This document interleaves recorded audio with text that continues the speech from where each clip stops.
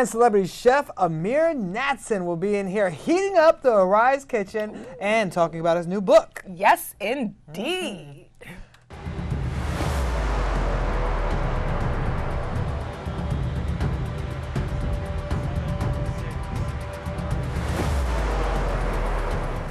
Welcome to Arise Entertainment 360. I'm Shannon Lanier.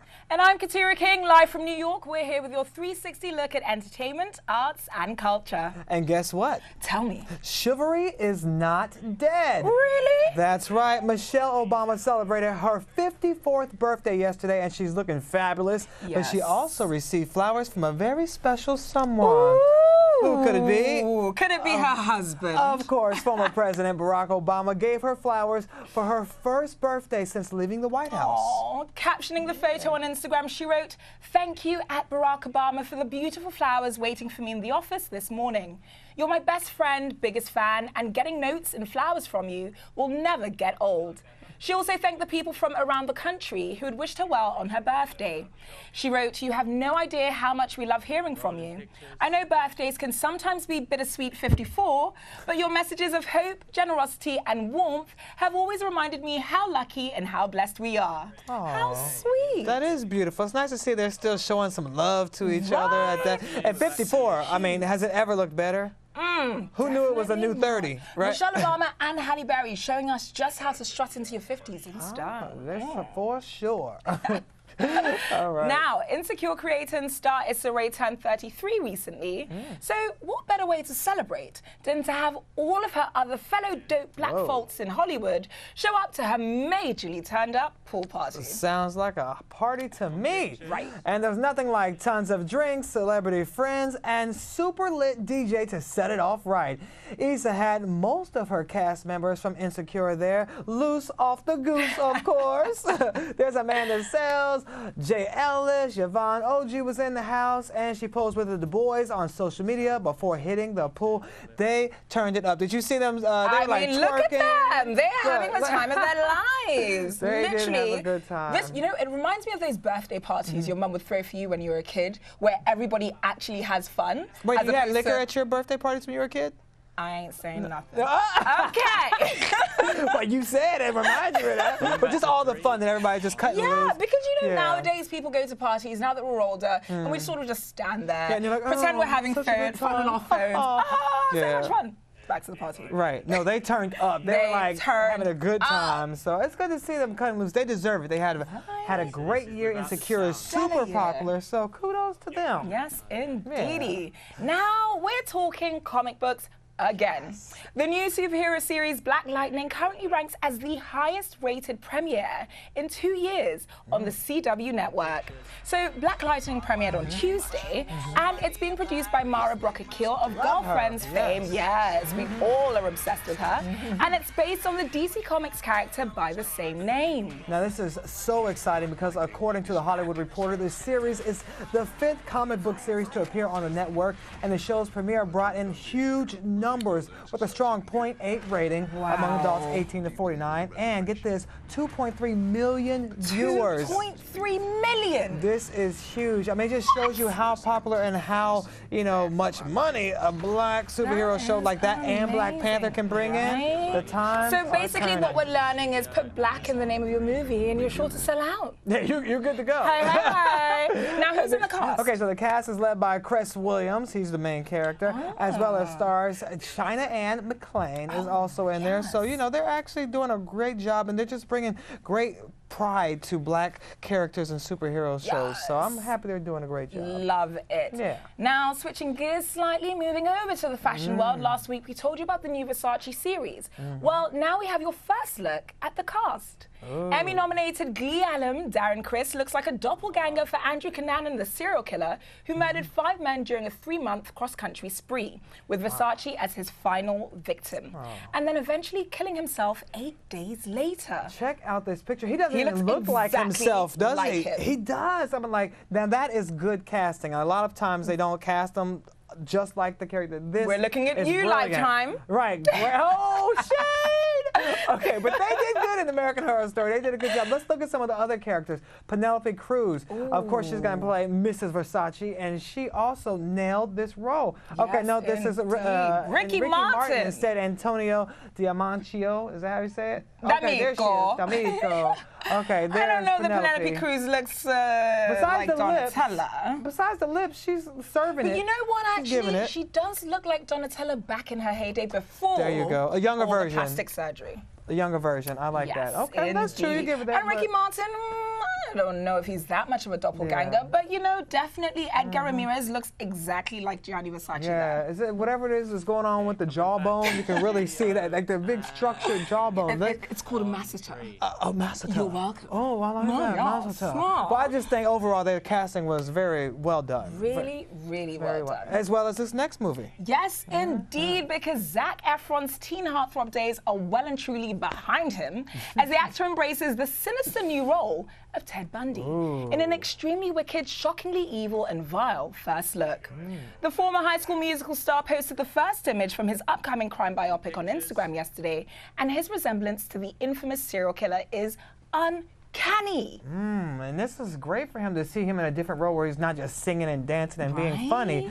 Well, shortly before Ted Bundy's execution in 1989, and after more of a decade of denials, he confessed to 30 homicides and, get this, that he committed in 7 states between 1974. What? Yeah, 7 states. In 4 years. 30. Yeah, that's just actually it's crazy, but it's amazing that they had that done and that they're now actually showing us the full story. Look at that. The resemblance really is uncanny. Yeah. Now, the scary part is we don't even know the total number. It could have been So it could be more higher than people. 30. Yeah, that's just the ones he admitted to. So it's scary stuff. I'm just, That you know. is very now terrifying. To think that we're we're gonna pick. walking on the same earth as serial killers. Yeah. I mean, you never know who you're passing in the tube Scary station. stuff.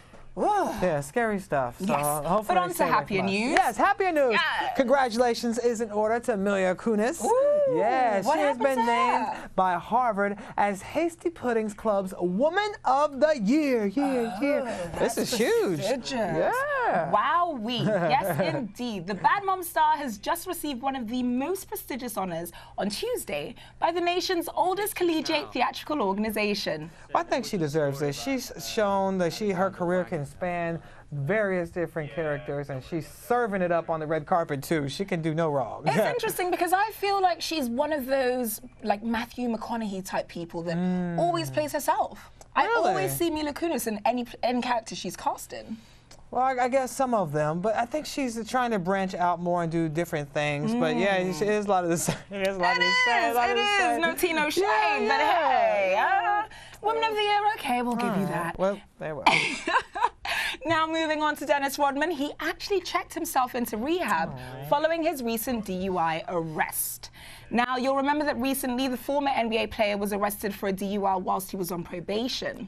And yesterday, he checked himself into the Alcoholic Rehabilitation Center. Yeah, well, it's sad that it happened, but it's good that he checked himself in. Yes. So he's trying to get the help he needs. And according to Sports Illustrated, Rodman's agent said that he checked into the Turning Point Rehabilitation Center in Paterson, New Jersey, to tackle his struggle with alcohol. Now, this is Rodman's second time being a patient at the Turning Point Rehabilitation Center, and he entered the facility back in 2014 after returning from North Korea. So maybe Kim Jong-un helped him get a little toasty One right of the there. only Americans to come out of North Korea.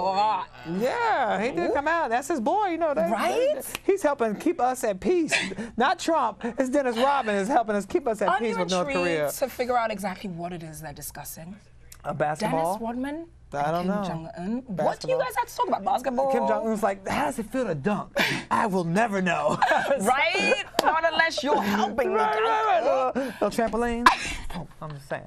Sorry, Kim. Now, staying with the not so great news Oh for my gosh. celebrities. I know, it just keeps piling up. Yes, indeed, because a judge has ordered Birdman to give up the keys to his $12 million, 7-bedroom, 11-bathroom Miami mansion. Wait. Immediately. How many rooms did this place have? 7 bedrooms. Wow. 11 bathrooms. What? $12 million. So here's the backstory.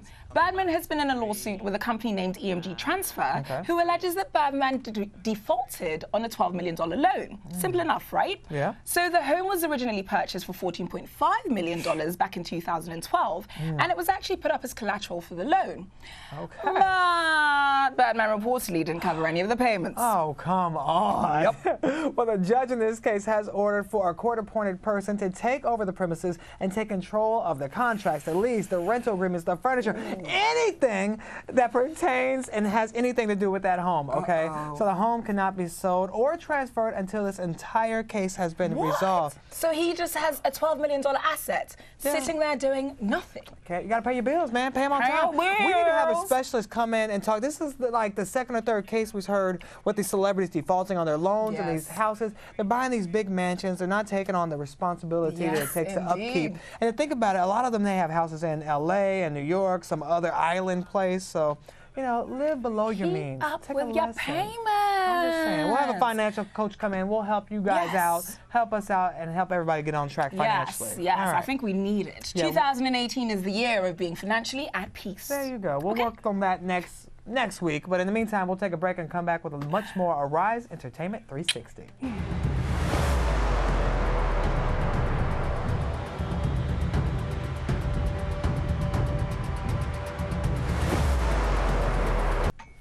Welcome back to Arise 360. Yes, our next guest is used to heating things up. From the Food Network to the kitchens of your favorite celebrities. That's right, and now he's heating up our studio with his signature dish that he'll be showing us a little later, and his new book, Farm to Soul, Recipes and Reflections, an inspirational cookbook. Chef Ameer, welcome to 360. Thank you so much for having me. Thank you so much for having me. It's an honor to be here. I'm digging that hat, the glasses. Right? Serving up some fashion right now, right? That's the soul component of the farm piece. We wanted to try to bring that whole thing together. Okay. Absolutely, absolutely. So what goes into soul cuisine? Well, you know, Southern cuisine traditionally, you know, just has a whole lot of love in it. You know, of course, comes from the foundation of, you know, where we originated from, of course. We kind of took nothing and made something out of it. And so, of course, we're kind of going back to that, you know, back to the farm, you know, back to fresh, all-natural products, and still maintaining that flavor component.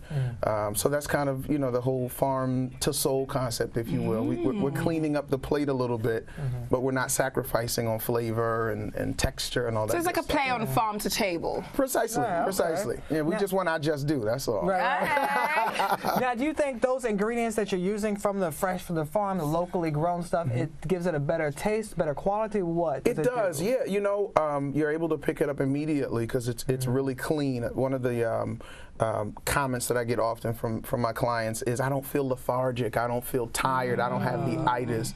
And the itis piece kind of comes from, you know, eating stuff that's been processed. We kind of made what we could happen with what we could get. You know, now we've got access to real butters, or to churning our own butters, and, you know, real, you know, farm cultivated sweet potatoes that come right from the ground, or a real collard, or, you know, some really great quality cheeses to take the mac and cheese to another level. Now, I just have to stop you because I don't want you knocking the itis. Sometimes that's comforting. Wait, we don't give you that feel. So my key word was, we're not compromising. Right? No.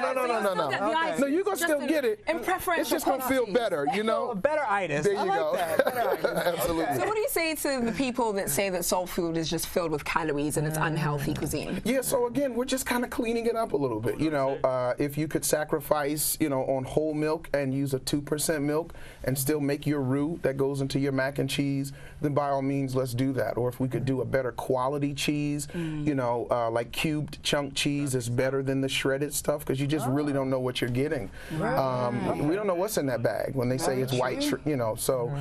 Just being a little bit more conscious about what we eat and how we prepare our dishes and all that good stuff. Now, you're breaking down the ingredients, what I like. You're making me hungry already. Right, that's the goal. But this book is not just about the ingredients. It's also an inspirational book. Yes. So explain that component and why you decided to take that route. Yeah, so of course, you know, celebrity chef is my career path. God has been very good to me through culinary. But I I am very forward about the fact that all of the success that I've experienced is because of who God is, and I'm very open to people's religions, whether it's just your higher power, you know, whatever you believe, there's someone kind of working the wheels behind the scenes. So the inspiration piece is really just tapping into the roots of where some of the dishes in the cookbook came from, and as a faith leader, you know, just really keeping people conscious, you know, to kind of keep God in the forefront, or your higher power, or whatever you believe. Just have something in front of you so that you're not dealing with the bullets of life by yourself. You know, somebody's got you covered. So we've mentioned celebrity chef a few times. Well, now you have to drop a few names for us. Who have you cooked for? Man, Beyonce, Queen Latifah, Queen B. Pharrell Williams, correction, and just a host of other people. I've got several clients from the New York Giants that order meals from us through our meal prep company. So we've got a pretty impressive list of people that we've worked with, and they eventually like fall in love with Chef Ameer. You know, the food is the way we kind of come together. We become family. We kind of become friends, if you will. So you know, I'm focusing on building the personal brand so that we're able to get the experience to everybody. You know, not just the Beyonce, not just the Queen Latifah, not just the Pharrell Williams. Well, speaking of Beyonce, yes, how did you know? what did she want you to make? I know, because I was like, what did she eat? So my tenure with her was a vegan tenure, and so most of the food, it was in the process of transitioning from eating, you know, traditional Houstonian types of cuisines, which are things like the strawberry Romanoff, which is a popular dish in Houston. That's kind of like a strawberry banana pudding feel. So it's like a sugar wafer cookie and like a strawberry glaze and like a homemade hand whipped cream. And so it's a really and cool. This is all vegan. So this is not. This is like a traditional Estonian. Right. So the vegan. My responsibility was to kind of transition gradually from being used to eating everything to now, you know, focusing on plant-based, you know, types of dishes. So, you know, we would replace a jerked chicken with a jerked portobello mushroom. Kind of gives that same texture. I don't know. You know, you can't knock it till you try it. I'm just saying. Fair enough. Yeah. So we got to get you the experience. You know, is there a lot of pressure for cooking for these big stars? Because if you make them sick, or if they don't like it, they can just shut down your career. Like, you know what? I just give them me. So first, I guess with anything, it's about being passionate about what you do. And so I am grateful to God that I've never had anyone ever get sick. You know, it can happen, you know. Something could have been bad and you didn't know it. You know, an egg could have been contaminated with salmonella and you didn't know it, you know. Or they could just be nasty. He was like, He's like, that never happens. That never happens. What do you mean? Impossible. Totally. So it is a lot of pressure, you know, but I go in with the mindset that we're going to knock the ball out of the park. You know, as far back as my culinary training, I was always taught to bat 1,000 every single day. So I try to instill that in the chefs that I work with. You know, go hard every day. You know, you can't afford. Yeah, that's it. You know, because you're only as good as your last meal. That's what we say in culinary. Absolutely. So he was talking about, you know, knowing whether certain ingredients have gone off or not. And seafood, I can imagine, is one of those things that you've got to be particularly careful with. Sure. So you're going to be making crab mac and cheese. Crab mac and cheese. Let's call it a Maryland jumbo lump. Something about Maryland takes crab to another level. Right, it authenticates it, right? Amazing. So we'll be cooking after the break, and you'll be telling us exactly how to spot seafood that's gone off and seafood that's good to use. No question. Okie dokie. Well, let's get to it. We'll be right back after this break.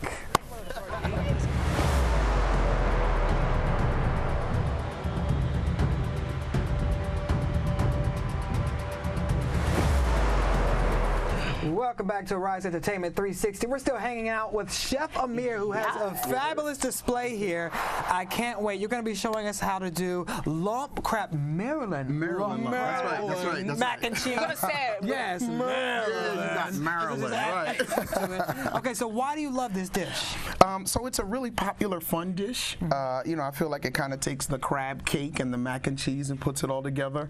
And I think a lot of times, you know, cooking has become a chore, right? One of the things in the book as we're trying to get people back into the fun of cooking again. So that's one of the reasons. It's just a really, really fun dish. It's super tasty. It's very filling. It's very comforting. It's, of course, mac and cheese is like comfort food at its best. Where did this American obsession with mac and cheese come from? That's a good question. You know, it's just a great comfort. So it's a casserole. Anything that you put cheese in becomes a miracle, right? Yes. Green bean casserole, add cheese. Spinach casserole, add cheese. I don't know, chicken casserole, add cheese. Right? And so it took, you know, an American classic, which of course was pasta, or actually an Italian classic, which was pasta, and we kind of, you know, funked it up a little bit. Okay, well, we want to funk it up. Right? Are we gonna do it? Yeah, so you guys are the chefs today. Okay. And a great mac and cheese is really simple. It's not a difficult dish. You can, you know, just grab that white bowl there. Okay, white bowl. And so the first thing that we, and then we'll kind of work this all together. We've got our pasta. Now it's important in this particular dish that you don't use the traditional elbow noodle. You'll notice that this is a cavatappi. So the elbow is just a regular, smaller, you know, round noodle. They call it the elbow because of the shape of it.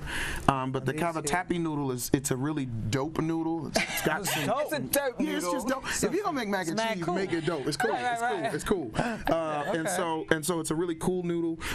The secret to a great mac and cheese is using a pasta that will hold your cheese sauce, right? Oh, so you don't want to be slipping off and just sitting at the bottom of the pan. Right. You ever had it? It's just like cheese and butter, and you're like, something ain't right. So the cavatappi is great for that, and it's a few different brands that could be found from. And so, of course, you'll use your macaroni noodle, your cavatappi pasta. Boil that in water. Boil that down in water, and you want to cook it al dente. Al dente is a term that means to kind of slightly undercook it, because when you go to bake the macaroni and cheese, so that it's not you'll still right, because we all have mushy mac and cheese. But my problem is, I know spaghetti, I can throw it on the cabinet, and if it sticks, it's done. How do I know if this is done or not? Because you can't throw those. Just throw it at the person you can mess the kitchen up, right? If it hurts them, it's done. Exactly. Just kind of, you want to bite it. You want it to have a little snap to it. You want to taste it. And so it should just have a little bit of snap to it, which will be your clear indicator that it's ready to go. Amazing. So what do we do after we've boiled the macaroni? So once you do that, of course you drain it, strain it, rinse it. You want to add oil to it so that the noodles don't stick together.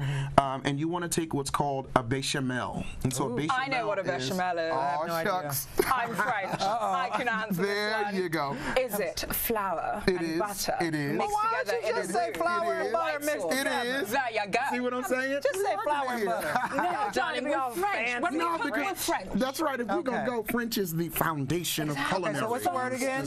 Bechamel. Bechamel. There you go. Now I feel like I'm ready to cook. Precisely. And so you take your beche, which we call it for short, and then you add your cheese to it, and it turns it from a beche to a cheese sauce. And that's the secret to a great mac and cheese. So is that this? Where's so the beche is actually, we kind of work that over in our kitchen there, but the beche again you'll build from a roux, flour, butter, really nice consistency. Add whatever your milk is, 2% milk, whole milk, heavy cream, light cream, whatever direction you're going in. Can you use like an alternative, like a rice milk or an almond milk as well? You can. That was the next thing I was going to say. To kind of, you know, cut back on some of the calories a little bit. If you were making a vegan mac and cheese, you would use vegan butter, right? And then you would use a non-flavored coconut milk or a non-flavored almond milk as a substitute. That's really the secret to the mac and cheese, the cheese sauce. From there, we add some egg to it. The egg, you just crack them, and so you drop that right into your bowl there, and it really just creates a sticking agent, if you will. It kind of it cooks within the casserole and it binds it all together. That's the exact word. And then we've got some panko. We've got our crab meat, of course. And is there a particular type of crab meat you like to use? So a lump crab meat is good, only because it's just going to give you really nice, amazing, jumbo, juicy, succulent lumps of crab in your mac and cheese. But if you don't want to spend $30 on a can of crab meat, you could always use a claw meat can, which is generally half of the price, but it's still crab meat. You know? But you definitely. And if you were using fresh crab, would you use the darker meat or the lighter meat, or it doesn't matter? You know, either of the two are fine. The lighter meat, you want it, so like for example, the lighter meat is on top of our mac and cheese with our panko because we want it to kind of give us, you know, that texture. The lighter meat is usually the lump meat. Darker usually. Who knew there was a difference? Right, exactly. a little old crab. Right, a little crab. That's that in the leg or the body? Right, that comes from the claw or the hand. Absolutely, So I absolutely. see lots we of have some greenery cutting on the things, table too, here. as Yeah, well. well, Yes. so parsley is the trick. So we need here. Let's do this. What we use in the kitchen is called the claw, and so the claw is the way that you grab something Like this? Yep. Don't cut yourself, Shannon. Well, he's the chef. Got him. We got him. He's good. Okay. There you go. And then you start like this and go down. Yep. Right? That's the reason the knife has a rocking edge on it. Maybe move the jalapeno out of There you go. Right. I'm We don't want cutting to them all get the both jalapeno on in the way. accident. Yep. Okay. There you go. And you just want to kind of rock your knife. Now you're a chef for real, certified. I'm cutting the same know spot. about I'm like, There you go. that's what it looks good on TV that way. Right, exactly. Oh, this does help me I not mean, cut at myself. this I like point, this. The claw. I'm full. Yeah, I've so left the claw the helps you dining table, control. Shannon. that's a God, lot I'm of saying work. we can eat. And Can then, we of eat course, now? our parsley is to just give us a really amazing garnish. you know what It we takes should the mac to another level. You That could is just pretty. coin yourself Parsley Bay. Right. You know, like Salt Bay, yeah. the meme? Bam. There you go. Oh, There very you go. nice. You just gotta let it roll off the wrist. Yes. Beautiful, I beautiful. love it. Precisely. Now, I What do are see. these dishes? I see two different Yeah. things. Right, so we actually have white cheddar jalapeno cornbread, I see the and jalapeno here. it's a country cornbread dish that may be a little warm there, but it's made to not look the greatest, but it'll taste amazing. And it's got white cheddar cheese in it. It's got some fresh jalapenos, which we actually had, Like I said, and so nothing makes the day like a white cheddar jalapeno cornbread and some crab mac and cheese. Oh my God. Can I eat it? And you just cut these up and put them in there. Look Yep, at that. and you Look just at hit that. those jalapenos. Now with jalapenos, you want to be careful because if you touch that thing, once you cut it, and then touch anything else, it takes They're on that. not that hot. Oh. Look at that. Look Shannon. good. Shannon, Just don't rub your eye. I think you should test it out. Here you go. I'll let you test it out. This would be It's like not that chip that challenge. Guys, You know what I'm African. Oh, you good. Oh, well, you good. You good. Yeah, I'd rather taste the mac and cheese Little instead. jalapeno ain't messing her at all, right? No, I'll be crying the rest of the show like, Right? I'm like, I can't do it. No, I'm Right, joking. right, right. It's Be in actually big fine. trouble, no question. Wow. Okay. I don't even need any milk. And it was fresh. I so that see you was have great. honey here. Did we drizzle the honey? Yes, and so Everything. honey butter is the secret to, here, let's just kind of pull this guy here. And so our honey butter is the secret to our our cornbread. Ah. And so you want to just lay you a clump of that guy on there. Wow. And then you just just want to set him in drizzle there your when it's honey hot over and that. it's- And it's It's hot. on the That's cornbread? just drizzle it right over that cornbread. Wow. And that's our honey butter. That's magic. Oh my God. That's That's not a drizzle. That's more of a pour. I mean, if you're going to do it, do it. I'm Oh, just, you know. do it. There And she you does it go. with style. You see the little Right, dance? the flavor. Right. Hey. Okay. Y'all are making me too hungry. I have my fork. I'm Sweet. ready to try it Let's out. do it. Can we? Ready? Let's go. Okay, No let's question. try this out. So and we just see. let's grab one of those serving spoons over there, and we'll kind of work with that. Serving spoon. There All you right. go. Will And you we'll get- serve me, chef? you I go. most certainly will. It is my Oh, that- pleasure to look do how so. nice it cuts into that. And then, This oh my smells God. I'm not gonna- amazing. I know you want can't that smell to it at stay home, but together it there? is divine. The aromas goodness. in the This studio right now. And I'm not going to ask incredible. how many calories. Nope, is we in do this. not ask these Well, questions. you know, Right? so we And not weren't worry about it. I don't know if we were focusing on healthy cooking. Oh no, just good. We can do that on another day. There we But go. Today we wanted to have some fun, good So food. much for those Okay. resolutions. Right? Oh my We'll start gosh. tonight at midnight. Okay, bon appetit. Absolutely enjoy it. Oh my gosh. Okay, this is really great, and I That like is how you can divine. taste the crab. It's not like hidden and Right. got hints of it. You Yeah. can see it. Yeah. You can taste it, and you get a Absolutely. nice helping of it. Yeah, It's absolutely. very rich. Yeah. It's gorgeous. Rich, Well, but it's- not overpowering. Right, Well, right. that's what I kind of talked about. You know, you want it to be good and really clean on the palate, and not like I want I you can't to eat come back anymore. for seconds. Yeah. That's the goal. Seconds, thirds, fourths. I'm gonna need some cornbread too. Yeah, Chef. well, I'm we need to sorry. get Should we, into this. should we clean the rest of the serving up while we go on Might as break? well. How We we gotta all say taste it to working? make sure everybody knows it's good. Yeah, let's go. You know, and while you just pass it here, I'll taste it. And you tell us about your restaurant, your business This is it right you here. have in New Jersey. Tell us about that. Yes, so we have a meal prep company called Fresh Chef good. Meal Prep, Thank you. and you know, we've kind of simplified the way to be able to serve food to a larger quantity of people. So we pre-prepare the meals and we deliver them to you wherever you are.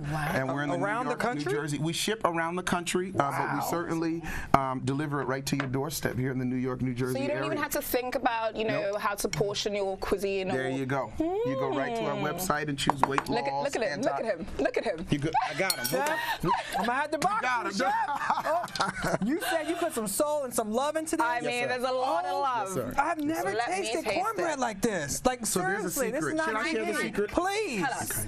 Oh so my the gosh. secret to a killer cornbread, and my grandmother used to do it, and I didn't understand it, but you add cottage cheese to it. Cottage cheese? I can see the cheese. I don't normally like cottage cheese. I'm a bit hesitant. I'm telling you, the cottage cheese and the cornbread takes it to another level. And the honey Like, really seriously. sets it off Oh and my makes The it goodness. honey, sweet, the butter. right? I'm telling you, it takes it to another level. Oh my goodness. I'm telling you. Okay, we need to go to break because I plan on pigging out. We will be right back with more Rise Entertainment 360. Wonderful, Oh my wonderful. goodness, this is so good. I'm so glad you enjoyed it. I love it. I am so glad that you enjoyed it, no question. You know it. Eat it.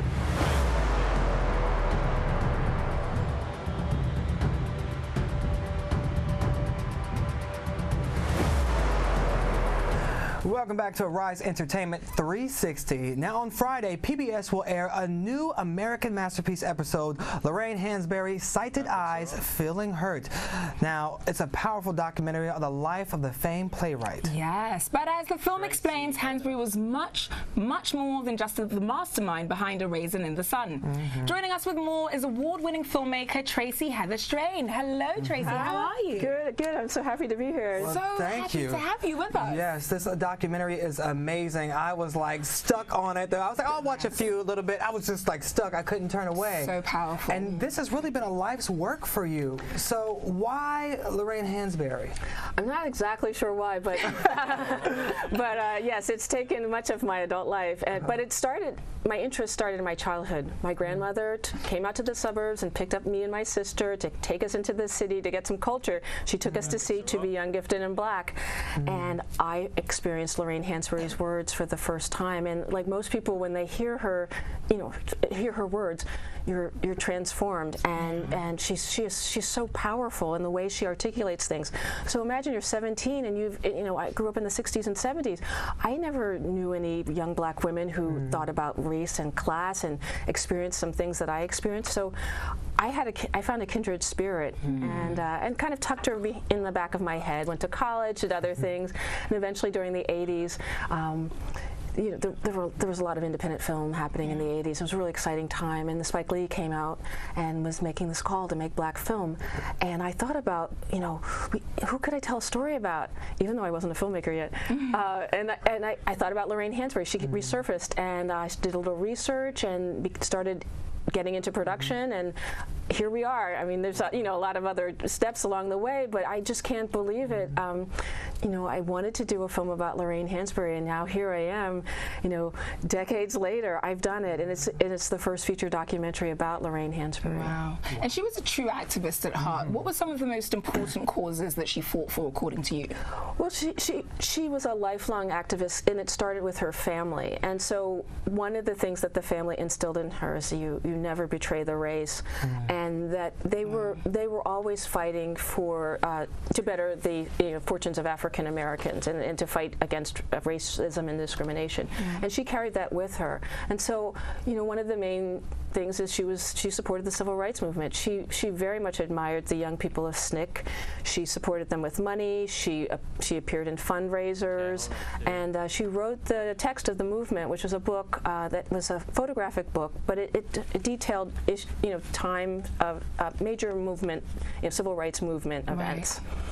So, Wow. And her writing and her art was a way of her to be proactive in the fight to some of the things she believed in. And even A Raisin in the Sun is one of the most celebrated plays that's ever been out there. But when it came out, and it was 1959? Yes. And it was the first Broadway play written by a black woman, which is amazing in itself. But it tackled a lot of those issues of race, of segregation, discrimination. Was it dangerous for her to write those things at that time in the 50s? No, it wasn't that it was dangerous for her to write about those things in the 50s. The issue was no one wanted to fund a drama about black people. They didn't think it was going to be commercial. They thought it was going to be a waste of money. They thought it was a crazy idea. People thought, oh, maybe musicals, maybe some kind of comedy. But the idea of a serious play that explored the lives of African Americans, that was unprecedented. And so I would say that was the danger, that if it didn't succeed, as Margaret Wilkerson says in her documentary, if this didn't succeed, you know, who knows when someone was going to ever try to do something like that again. But the thing is that she was drawing on her childhood, that life on the segregated south side of Chicago, and she so finely crafted those characters based on the people she interacted with, and even some of the characterization of people were based on family members. And she said, you know, in order to achieve the universal, you have to be very specific. So she was really clear in post-premiere interviews saying, this isn't just a black family. This isn't just a Chicago family. This is a South Side Chicago family. Wow. Now, your movie took 20 years. It's 20 years in the making. We count from 2004 when I joined forces with Chiz Schultz, who had access to the Lorraine Hansberry papers, and we have been going, you know, forward on this since then. We raise some money, go out and shoot some interviews, come back, raise some more money, do some more research, make a sample. You know, when you're an independent filmmaker, you know, kind of, it's by any means necessary. But how have you seen the movie progress along the years that you've carried it? Because I can imagine the way you initially conceptualized it is very different to how it's turned out now. Well, originally, the thing I always knew is that people didn't know Lorraine Hansberry. I learned so much myself on this journey, but I always knew that she was more than a raisin in the sun. And I think that as a middle-class black woman, I haven't seen stories about people that were similar to me on the screen very often, in particular in documentaries. And I knew that there were other people like me out there. And you know, and of course she's not just for middle-class black people, you know. But yeah, so I just really wanted to make sure that Lorraine Hansberry was presented as someone who was complex. She was more than an icon. You know, we have these lists of black first, especially after World War II, and she was on this list, and she's an icon, and you see these pictures of her wearing pearls, and that's not really who she was. I talked to her first cousin, and she said, oh, she was wearing pants all the time, and you know, hair's all messy, and you know, and but of course she's going to dress up. You know, you all put on makeup and put on some, you know, when you're out in public. But she was really complex, and I wanted to show that complexity because I think that knowing that someone's successful doesn't help other people figure out how to get to their own dream. You know, you know. It's about showing how you get there. It's important. And you said you learned a lot. So what was one of the most intriguing or interesting things you learned along this journey? This is a broad thing that I learned, but she was the fact that she was a part of the major movements of her time was so interesting. She wasn't. I didn't have to shoehorn her into the Great Depression or the Great Migration or you know, things that happened during World War II, and the notion of the double victory or you know, civil rights. She was a part of these things, and she cared about our society in a way that was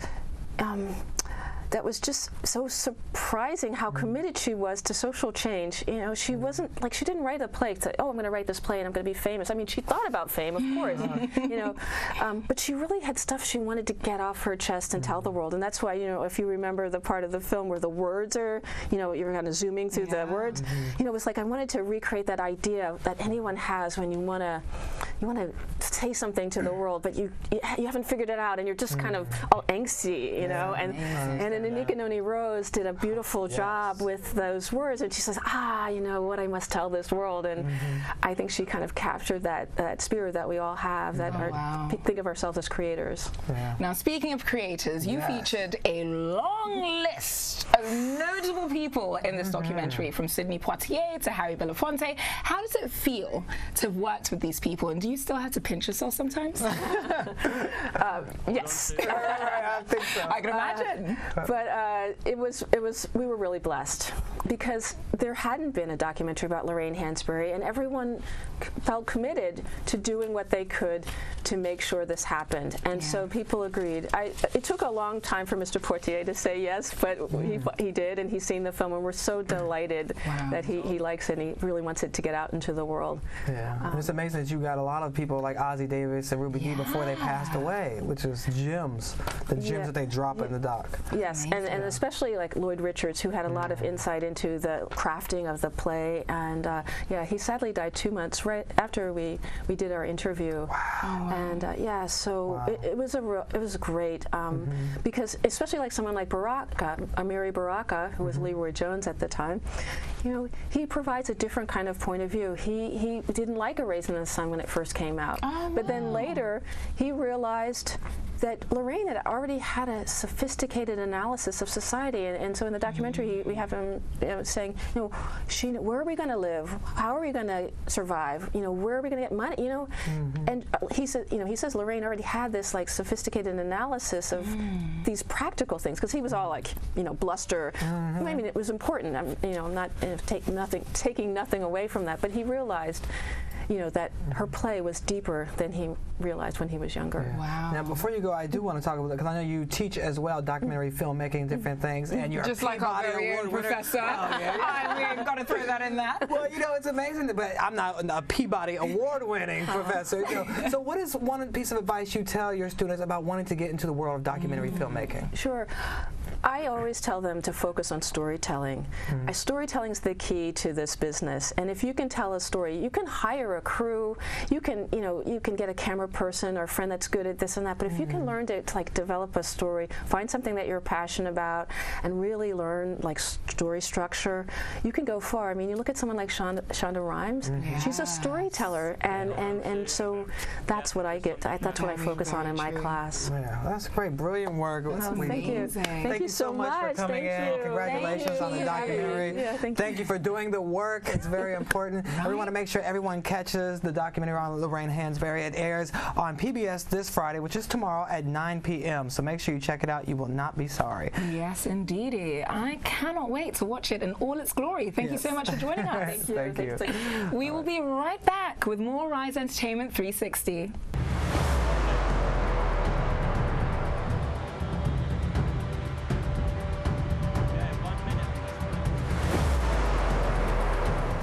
Well, welcome back to Arise Entertainment 360. You know, while many Americans are continuing to struggle to retire, with almost 30% of them reporting not having enough cash saved, according to Federal Reserve, those who do are struggling to find the most affordable places to live out the rest of their days. That's no good. But we do have good news. Tell me. According to a new report released by personal finance website WalletHub.com, Florida is the retirement mecca for good reasons. Did we really need them to tell us that? Everyone knows Florida is where you go to retire. Come on. Exactly. It is the nation's most affordable state when it comes to tax friendliness on pensions and Social Security and, you know, overall costs. So it's not to mention, it's beautiful, it's sunny, it's a vibrant older adult community, and a labor market open to older workers. Yeah. So there are a lot of positives about Florida. A lot of positives about Florida, and a lot of positives about the place that ranks just beneath it. Okay. One of which I won't be mentioning, but Colorado was ranked as the second best state for retirees, as it combines better than average affordability with lots of sunshine even in the winter months, and it has a vibrant outdoor culture and great access to healthcare. Okay. However, I would never considered Colorado, but okay. well, all right. What do you think about Louisiana? High or low? It's a little too hot in Louisiana. A little too hot. Apparently they agree with you, because Louisiana and Mississippi, while affordable, were ranked amongst the worst retirement states, 47th and 44th respectively.